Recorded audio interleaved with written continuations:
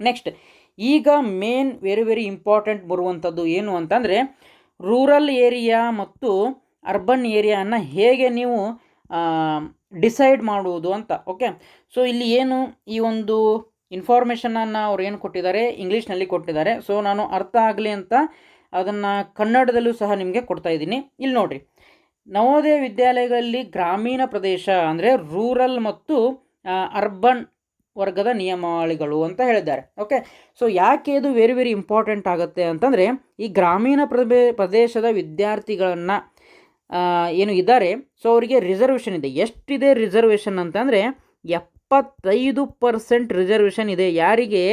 ಈ ಒಂದು ಗ್ರಾಮೀಣ ಭಾಗದ ವಿದ್ಯಾರ್ಥಿಗಳಿಗೆ. ಹಾಗಾಗಿ ಈ 75% ಅಂದರೆ ಏನು ಕಮ್ಮಿ ಅಲ್ಲ.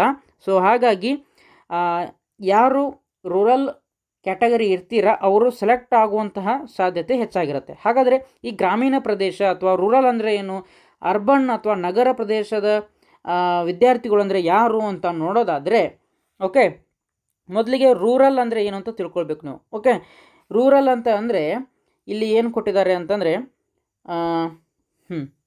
JNVST ಅರ್ಜಿ ಸಲ್ಲಿಸುವ ಕೊನೆಯ ದಿನಾಂಕದ ವೇಳೆಗೆ ಸರ್ಕಾರದ ಅಧಿಕೃತ ಅಧಿಸೂಚನೆಯ ಪ್ರಕಾರ ಗ್ರಾಮೀಣ ಪ್ರದೇಶವೊಂದು ಘೋಷಿಸಲ್ಪಟ್ಟಿರುವ ಪ್ರದೇಶವನ್ನು ಮಾತ್ರ ರೂರಲ್ ಎಂದು ಪರಿಗಣಿಸಲಾಗುತ್ತದೆ ಅಂತ ಹೇಳಿದ್ದಾರೆ. ಅಂದರೆ ನಮ್ಮ ಗೋರ್ಮೆಂಟು ಯಾವ ಯಾವ ಊರುಗಳನ್ನು ಅಥವಾ ಹಳ್ಳಿಗಳನ್ನು ಗ್ರಾಮಗಳು ಅಂತ ಕನ್ಸಿಡರ್ ಮಾಡಿರುತ್ತೆ ಅದು ಗ್ರಾಮೀಣ ಪ್ರದೇಶ ಅಂತ ಕನ್ಸಿಡರ್ ಆಗುತ್ತೆ. ಹಾಗೆ ಯಾವ ಯಾವ ಊರುಗಳನ್ನು ಅಥವಾ ಸಿಟಿಗಳನ್ನು ಅರ್ಬನ್ ಏರಿಯಾ ಅಂತ ನಮ್ಮ ಸರ್ಕಾರ ಫಿಕ್ಸ್ ಮಾಡಿರುತ್ತೆ ಅಥವಾ ಪರಿಗಣನೆ ಮಾಡಿರುತ್ತೆ, ಅವು ಅರ್ಬನ್ ಏರಿಯಾಗಳು. ಸಿಂಪಲ್. ಓಕೆ, ಸೊ ಹಾಗಾದರೆ ಈಗ ಗ್ರಾಮೀಣ ಅಭ್ಯರ್ಥಿ ಅಂದರೆ ಯಾರು ಅಂತ ನೋಡೋದಾದರೆ, ಓಕೆ, ಗ್ರಾಮೀಣ ಅಭ್ಯರ್ಥಿ ಅಂದರೆ ಯಾರು, ಗ್ರಾಮೀಣ ನಿಮಗೆ ಕ್ಯಾಟಗರಿ ಹೇಗೆ ಸಿಗುತ್ತೆ ಅಂತಂದರೆ ಅಭ್ಯರ್ಥಿಯು ಅಥವಾ ವಿದ್ಯಾರ್ಥಿಯು 3ನೇ ತರಗತಿ 4ನೇ ತರಗತಿ ಹಾಗೂ 5ನೇ ತರಗತಿಗಳನ್ನು ಗ್ರಾಮೀಣ ಪ್ರದೇಶದಲ್ಲಿರುವ ಶಾಲೆಯಲ್ಲಿ ವ್ಯಾಸಂಗ ಮಾಡಿರಬೇಕು. ಅಂತಹ ಅಭ್ಯರ್ಥಿಯನ್ನು ಗ್ರಾಮೀಣ ಎಂದು ಪರಿಗಣಿಸಲಾಗುತ್ತದೆ.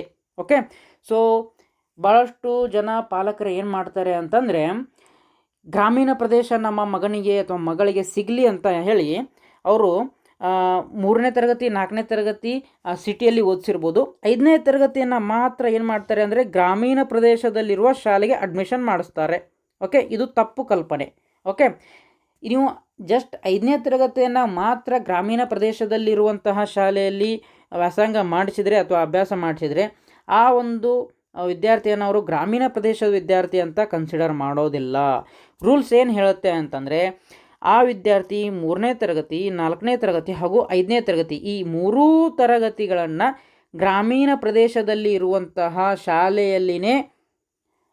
ಶಾಲೆಯಲ್ಲಿನೇ ವ್ಯಾಸಂಗ ಮಾಡಿರಬೇಕು. ಅಂದಾಗ ಮಾತ್ರ ನಿಮಗೆ ಆ ವಿದ್ಯಾರ್ಥಿಗೆ ಗ್ರಾಮೀಣ ಕೋಟ ಸಿಗುತ್ತದೆ. ಓಕೆ, ಹಾಗಾದರೆ ನಗರ ಅಭ್ಯರ್ಥಿ ಅಂದರೆ ಯಾರು ಅಂತಂದರೆ ಈ ಒಂದು 3ನೇ ತರಗತಿ 4ನೇ ತರಗತಿ ಹಾಗೂ 5ನೇ ತರಗತಿಗಳನ್ನು ನಗರ ಪ್ರದೇಶದಲ್ಲಿರುವ ವ್ಯಾಸಂಗ ಮಾಡಿದ್ದಾರೆ. ಅಂತಹ ಅಭ್ಯರ್ಥಿಯನ್ನು ನಗರ ಪ್ರದೇಶ ಅಂತ ನಾವು ಕನ್ಸಿಡರ್ ಮಾಡ್ತೇವೆ.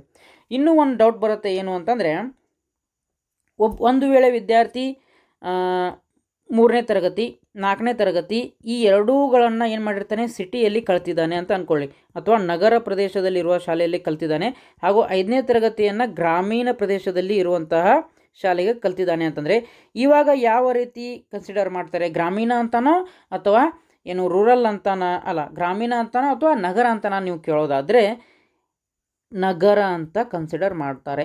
ಯಾಕೆ ಅಂತಂದರೆ ಈಗಾಗಲೇ ಅವರು 3ನೇ ತರಗತಿ ಮತ್ತು 4ನೇ ತರಗತಿಯನ್ನು ಆಲ್ರೆಡಿ ಸಿಟಿಯಲ್ಲಿ ಕಲ್ತಿದ್ದಾರೆ. ಸೊ ಹಾಗಾಗಿ ಅವರನ್ನು ನಗರ ಪ್ರದೇಶದ ವಿದ್ಯಾರ್ಥಿ ಅಂತ ಕನ್ಸಿಡರ್ ಮಾಡ್ತಾರೆ. ಓಕೆ, ಹೋಗಲಿ, 3ನೇ ತರಗತಿ 4ನೇ ತರಗತಿ 2 ವರ್ಷ ಆಯಿತು, ಇದು ಹೋಗಲಿ. ಏನು ಅಂತಂದರೆ ಈ ಯಾವುದಾದ್ರೂ ವರ್ಷಗಳಲ್ಲಿ ಅಂದರೆ 3ನೇ ತರಗತಿಯಲ್ಲಿ ಅಥವಾ 4ನೇ ತರಗತಿಯಲ್ಲಿ ಅಥವಾ 5ನೇ ತರಗತಿಯಲ್ಲಿ ಈ 3 ವರ್ಷಗಳಲ್ಲಿ ಯಾವುದಾದ್ರೂ ಒಂದೇ ಒಂದು ದಿನವನ್ನು ನಗರ ಪ್ರದೇಶದಲ್ಲಿ ಇರುವಂತಹ ಶಾಲೆಯಲ್ಲಿ ಆ ಮಗು ಕಲ್ತಿದ್ರೆ, ಎಷ್ಟು ಹೇಳಿ, ಒಂದೇ ದಿನ ಆದರೂ ಸಹ ಆ ನಗರ ಪ್ರದೇಶದಲ್ಲಿ ಇರುವಂತಹ ಶಾಲೆಯಲ್ಲಿ ಕಲ್ತಿದ್ರೆ ಅದನ್ನು ಸಹ ಆ ಒಂದು ನವೋದಯ ವಿದ್ಯಾಲಯ ಸಮಿತಿಯವರು ನಗರ ಪ್ರದೇಶದ ವಿದ್ಯಾರ್ಥಿ ಅಂತ ಕನ್ಸಿಡರ್ ಮಾಡ್ತಾರೆ. ಓಕೆ, ಜಸ್ಟ್ ಒಂದೇ ಒಂದಿನ ಕಲ್ತಿದ್ರು ಸಹ ಅವನು ನಗರ ಪ್ರದೇಶ ವಿದ್ಯಾರ್ಥಿನೇ ಅಂತ ಕನ್ಸಿಡರ್ ಮಾಡ್ತಾರೆ. ಓಕೆ, ಆ ನಂತರ ಇನ್ನೊಂದು ವೆರಿ ಇಂಪಾರ್ಟೆಂಟ್ ಅಂದರೆ ರೂರಲ್ ಅಥವಾ ಅರ್ಬನ್ನು ಯಾವ ಆಧಾರದ ಮೇಲೆ ನಿರ್ಧರಿಸಲಾಗುತ್ತದೆ ಅಂತ ಕೇಳಿದ್ದಾರೆ. ವಿದ್ಯಾರ್ಥಿಯ ಮನೆಯ ವಿಳಾಸ, ಪೋಷಕರ ನಿವಾಸ ಅಥವಾ ಜಾತಿ ಪ್ರಮಾಣ ಪತ್ರವನ್ನು ಆಧರಿಸಿ ಅಲ್ಲ. ಅಂದರೆ ಫಾರ್ ಎಕ್ಸಾಂಪಲ್ ಈಗ ಅವರ ಜಾತಿ ಪ್ರಮಾಣ ಪತ್ರ ಅಥವಾ ನಿವಾಸ ಪ್ರಮಾಣ ಪತ್ರ, ಒಂದು ವೇಳೆ ವಿದ್ಯಾರ್ಥಿ ಏನಾದರೂ ವಿದ್ಯಾರ್ಥಿಯ ಮನೆಯ ವಿಳಾಸ ಅಥವಾ ಏನು ಮನೆಯ ವಿಳಾಸ ಅಥವಾ ಏನು ಡೊಮೆಸಿಲ್ ಸರ್ಟಿಫಿಕೇಟ್ ಅಥವಾ ರೆಸಿಡೆನ್ಷಿಯಲ್ ಸರ್ಟಿಫಿಕೇಟ್, ಅಂದರೆ ಒಂದು ವೇಳೆ ವಿದ್ಯಾರ್ಥಿಯ ಮನೆಯ ನಿವಾಸ ನಗರದಲ್ಲಿ ಇದ್ದರೆ ಅವರನ್ನ ನಗರ ಪ್ರದೇಶದ ವಿದ್ಯಾರ್ಥಿ ಅಂತ ಕನ್ಸಿಡರ್ ಮಾಡ್ತಾರಾ? ಇಲ್ಲ. ಇಲ್ಲಿ ಏನು ಕನ್ಸಿಡರ್ ಮಾಡ್ತಾ ಅಂತಂದರೆ ಆ ವಿದ್ಯಾರ್ಥಿಯ ಶಾಲೆ ಎಲ್ಲಿದೆ ಅದನ್ನು ಮಾತ್ರ ನೋಡ್ತಾರೆ ಅವರು, ವಿದ್ಯಾರ್ಥಿಯ ಮನೆ ಎಲ್ಲಿದೆ ಅದನ್ನು ನೋಡೋದಿಲ್ಲ. ಸೊ ಹಾಗಾಗಿ ವಿದ್ಯಾರ್ಥಿಯ ಶಾಲೆ ಮಾತ್ರ ಗ್ರಾಮೀಣದಲ್ಲಿರಬೇಕು. ಹಾಗಾಗಿ ಅಂದರೆ ಅವರು ಗ್ರಾಮೀಣ ಪ್ರದೇಶ ವಿದ್ಯಾರ್ಥಿ, ಅವರ ಮನೆ ಎಲ್ಲಾದರೂ ಇರಲಿ ಅದು ಅವರಿಗೆ ಸಂಬಂಧ ಬೀಳೋದಿಲ್ಲ. ಬಟ್ ಗ್ರಾಮೀಣ ಅಂತ ಕನ್ಸಿಡರ್ ಆಗಬೇಕು ಅಂತಂದರೆ ವಿದ್ಯಾರ್ಥಿಯ ಶಾಲೆ ಮಾತ್ರ ಗ್ರಾಮೀಣ ಪ್ರದೇಶದಲ್ಲಿ ಇರಬೇಕು, ಅವ್ರ ಮನೆ ಸಿಟಿಯಲ್ಲಿದ್ದರೂ ನಡೆಯುತ್ತೆ ಅಂತ ಹೇಳಿದ್ದಾರೆ. ಓಕೆ, ನೆಕ್ಸ್ಟ್ ಯಾವ ತರಗತಿಗಳನ್ನು ಏನು ಪರಿಗಣಿಸಲಾಗುತ್ತದೆ ಅಂತಂದರೆ 3, 4, 5 ಈ 3 ತರಗತಿಗಳನ್ನ ಗ್ರಾಮೀಣ ಪ್ರದೇಶದಲ್ಲಿ ಕಲ್ತಿರಬೇಕು. ಓಕೆ, ಆಮೇಲೆ ಹೇಳಿದೆ ನಾನು ವಿದ್ಯಾರ್ಥಿ ಕೇವಲ ಒಂದು ದಿನ ಅರ್ಬನ್ ಶಾಲೆಯಲ್ಲಿ ಓದಿದರೆ ಏನಾಗುತ್ತದೆ ಅಂತಂದರೆ ಅಭ್ಯರ್ಥಿಯು 3, 4 ಅಥವಾ 5ನೇ ತರಗತಿಯಲ್ಲಿ ಯಾವುದೇ ಒಂದು ತರಗತಿಯಲ್ಲಿ ಕೇವಲ ಒಂದು ದಿನವಾದರೂ ನಗರ ಪ್ರದೇಶದಲ್ಲಿರುವ ಶಾಲೆಯಲ್ಲಿ ವ್ಯಾಸಂಗ ಮಾಡಿದ್ದಾರೆ ಆ ಅಭ್ಯರ್ಥಿಯನ್ನು ನಗರ ಅಭ್ಯರ್ಥಿ ಎಂದು ಪರಿಗಣಿಸಲಾಗುತ್ತದೆ ಅಂತ ಹೇಳಿದ್ದಾರೆ. ಅಂತಹ ಅಭ್ಯರ್ಥಿಗೆ ಗ್ರಾಮೀಣ ಅಭ್ಯರ್ಥಿಯ ಸೌಲಭ್ಯ ಅಥವಾ ರೂರಲ್ ಕೋಟಾ ಅನ್ವಯಿಸುವುದಿಲ್ಲ. ಓಕೆ, ಹಾಗಾದರೆ ಅರ್ಜಿ ಸಲ್ಲಿಸುವಾಗ ನೀವು ಏನು ಮಾಡಬೇಕು ಅಂತ ಅಂದರೆ ಮೊದಲಿಗೆ ನಿಮ್ಮ ಶಾಲೆ ಅಂದರೆ ಈಗ ಏನು ವಿದ್ಯಾರ್ಥಿ ಕಲಿತಾ ಇದ್ದಾನೆ ಆ ಶಾಲೆ ಗ್ರಾಮೀಣವೇ ಅಥವಾ ನಗರ ಪ್ರದೇಶವೇ ಎಂಬುದನ್ನು ಸರ್ಕಾರದ ದಾಖಲೆಗಳ ಆಧಾರದ ಮೇಲೆ ಖಚಿತಪಡಿಸಿಕೊಳ್ಳಬೇಕು. ಅಥವಾ ಈಗ ಏನು ವಿದ್ಯಾರ್ಥಿ ಅಭ್ಯಾಸ ಮಾಡುತ್ತಿದ್ದಾನೆ ಆ ಶಾಲೆಯ ಮುಖ್ಯೋಪಾಧ್ಯಾಯರನ್ನು ಕೇಳಿದರೆ ಅವ್ರು ಹೇಳ್ತಾರೆ ಅವರ ಶಾಲೆ ನಗರ ಪ್ರದೇಶದಲ್ಲಿ ಬರುತ್ತೋ ಅಥವಾ ಗ್ರಾಮೀಣ ಪ್ರದೇಶದಲ್ಲಿ ಬರುತ್ತೋ ಅಂತ.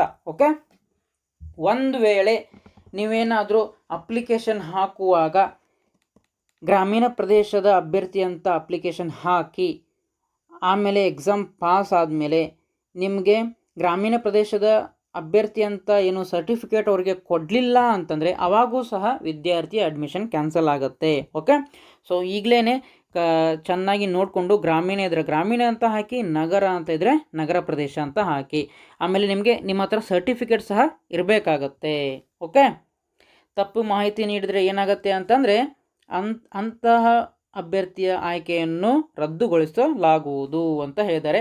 ಪ್ರಮುಖ ಸೂಚನೆ ಏನಂತಂದರೆ ರೂರಲ್ ಅಥವಾ ಅರ್ಬನ್ ವರ್ಗವನ್ನು ನಿರ್ಧರಿಸುವಾಗ ವಿದ್ಯಾರ್ಥಿಯ ಮನೆ ಅಥವಾ ಪೋಷಕರ ನಿವಾಸವನ್ನು ಪರಿಗಣಿಸುವುದಿಲ್ಲ.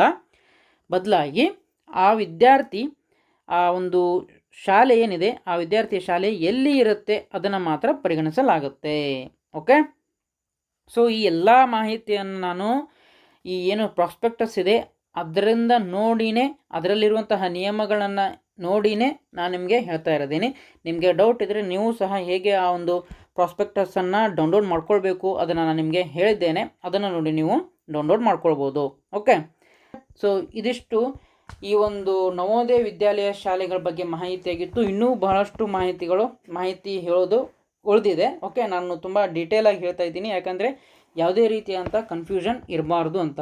ಓಕೆ, ಹಾಗಾದರೆ ವಿಡಿಯೋ ಇಷ್ಟ ಆಗಿದ್ರೆ ತಪ್ಪದೆ ಲೈಕ್ ಮಾಡಿ, ಹಾಗೆ ನಿಮ್ಮ ಸ್ನೇಹಿತರಿಗೂ ಶೇರ್ ಮಾಡಿ ಅಂತ ಹೇಳ್ತಾ, ಆಮೇಲೆ ಇನ್ನೊಂದು ವಿಷಯ ಅಂತಂದರೆ ಈಗಾಗಲೇ ನಮ್ಮ ಯೂಟ್ಯೂಬ್ ಚಾನಲಲ್ಲಿ ಈ ನವೋದಯ ವಿದ್ಯಾಲಯಕ್ಕೆ ಸಂಬಂಧಿಸಿದಂತಹ ಒಂದು ತರಗತಿಗಳನ್ನ ಈಗಾಗಲೇ ನಾವು ಅಪ್ಲೋಡ್ ಮಾಡಿದ್ದೇವೆ. ಇನ್ನೂ ಮುಂದೆ ಈ ತರಗತಿಗಳನ್ನ ಅಪ್ಲೋಡ್ ಮಾಡ್ತೇವೆ. ಅವುಗಳನ್ನ ನೀವು ನಮ್ಮ ಪ್ಲೇಲಿಸ್ಟ್ನಲ್ಲಿ ನೋಡ್ಬೋದು. ಆಮೇಲೆ ಇದೇ ರೀತಿಯಾದಂಥ ಸಂಪೂರ್ಣ ಮಾಹಿತಿ ಇರುವಂತಹ ಏನು ಅಂದರೆ ನವೋದಯ ವಿದ್ಯಾಲಯ ಬಗ್ಗೆ ಸಂಪೂರ್ಣ ಮಾಹಿತಿ ಇರುವಂತಹ ಒಂದು ವಿಡಿಯೋವನ್ನು ಈಗಾಗಲೇ ನಾವು ಅಪ್ಲೋಡ್ ಮಾಡಿದ್ದೇವೆ, ಅದನ್ನು ಸಹ ನೀವು ನೋಡ್ಬೋದು ಈ ಒಂದು ವಿಡಿಯೋವನ್ನು. ಓಕೆ, ಹಾಗಾದರೆ ವಿಡಿಯೋ ಇಷ್ಟ ಆಗಿದರೆ ತಪ್ಪದೇ ಲೈಕ್ ಮಾಡಿ. ಆಮೇಲೆ ನಮ್ಮ ಏನು ಈ ಒಂದು ಯೂಟ್ಯೂಬ್ ಚಾನಲ್ನ ಒಂದು ವಾಟ್ಸಪ್ ಚಾನಲ್ ಇದೆ. ಓಕೆ, ಸೊ ಇದೇ ರೀತಿಯಾದಂತಹ ಮಾಹಿತಿ ನಿಮಗೆ ಆದಷ್ಟು ಬೇಗ ತಿಳಿಬೇಕು ಅಂತಾದರೆ ಈ QR ಕೋಡ್ ಸ್ಕ್ಯಾನ್ ಮಾಡುವ ಮುಖಾಂತರ ನಮ್ಮ ವಾಟ್ಸಪ್ ಚಾನಲನ್ನು ನೀವು ಸೇರ್ಕೊಳ್ಬೋದು. ಒಂದು ವೇಳೆ ಈ ಒಂದು QR ಕೋಡನ್ನು ನಿಮಗೆ ಸ್ಕ್ಯಾನ್ ಮಾಡಲಿಕ್ಕೆ ಬರ್ತಿಲ್ಲ ಅಂತಂದರೆ ಈ ಮೊಬೈಲ್ ನಂಬರ್ ಏನಿದೆ ಇದಕ್ಕೆ ವಾಟ್ಸಪ್ನಲ್ಲಿ ಗ್ರೂಪ್ ಅಂತ ಮೆಸೇಜ್ ಮಾಡಿ ನಾವೇ ನಿಮ್ಮನ್ನು ನಮ್ಮ ವಾಟ್ಸಪ್ ಗ್ರೂಪ್ಗೆ ಜಾಯ್ನ್ ಮಾಡ್ಕೊಳ್ತೀವಿ.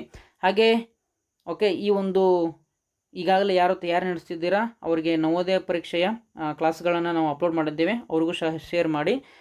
ಆಮೇಲೆ ನಮ್ಮನ್ನು ನೀವು ಇನ್ಸ್ಟಾಗ್ರಾಮ್ನಲ್ಲೂ ಸಹ ಫಾಲೋ ಮಾಡ್ಬೋದು. ಜಸ್ಟ್ ಈ QR ಕೋಡನ್ನು ಸ್ಕ್ಯಾನ್ ಮಾಡಿ ಅಥವಾ ಇನ್ಸ್ಟಾಗ್ರಾಮ್ನಲ್ಲಿ ದ ಬೋಲ್ಡ್ ಲರ್ನರ್ಸ್ ಅಂತ ಟೈಪ್ ಮಾಡಿದರೆ ನಿಮಗೆ ಸಿಗುತ್ತೆ, ಅಲ್ಲೂ ಸಹ ಫಾಲೋ ಮಾಡಿ ಅಂತ ಹೇಳ್ತಾ ಈ ವಿಡಿಯೋ ಇಷ್ಟ ಆಗಿದರೆ ತಪ್ಪದೇ ಲೈಕ್ ಮಾಡಿ. ಹಾಗೆ ಮತ್ತೆ ಮುಂದಿನ ವಿಡಿಯೋದಲ್ಲಿ ಸಿಗೋಣ. ಜೈ ಹಿಂದ್.